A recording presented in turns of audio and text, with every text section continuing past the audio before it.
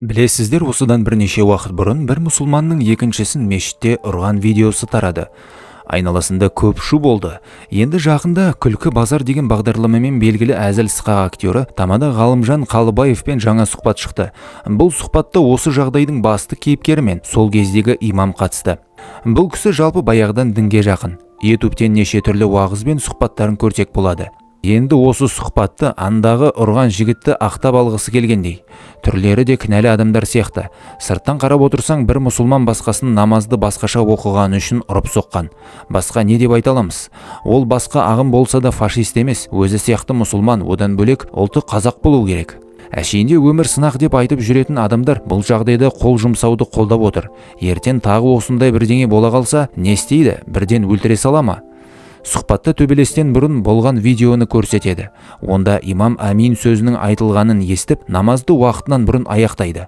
Содан кейін барып, әлгі жігіт ұруға кіріседі. Ғалымжан ағамыз имам намаздан шығып кеткен, одан арғы әрекет намазды бұзу болып есептелмейді деп қорытындылайды. Имам намазды тоқтатып, екі жаққа сәлем беріп, намаздан шыққан. Болды, одан кейінгі іс-әрекет намаз бұзу болып есептелмейді. Сонда намаздан тысқары мешітте төбелесуге бола бере ме?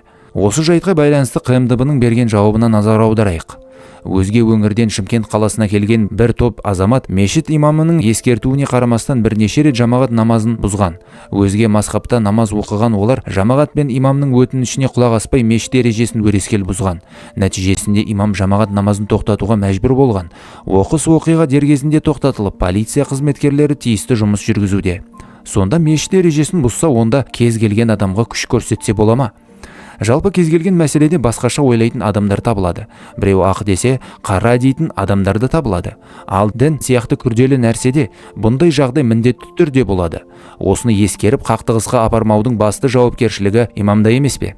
Имам осындай қарама-қайшылықтарды ушықтырмай басып тұру керек. Ал бұл жағдайда ол керісінше намазды үзген. Ол үзгеннен не шығады? Бірлік пен тыныштыққа бұдан не пайда? Әлгі жат ағымның мүшесін ақтап отырғанымыз жоқ. Ол да бір даналықтан хабары жоқ жан секілді.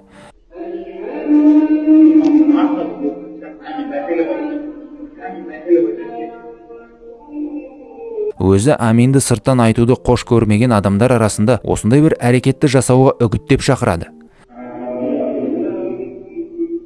Жалпы осыдан не сабақ алуға болады?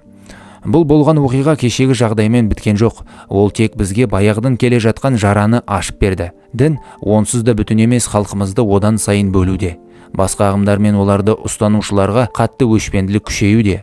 Осы тектес кикілжіңдер тек бұл мешітте ғана орын алмайтынын аңғаруға болады.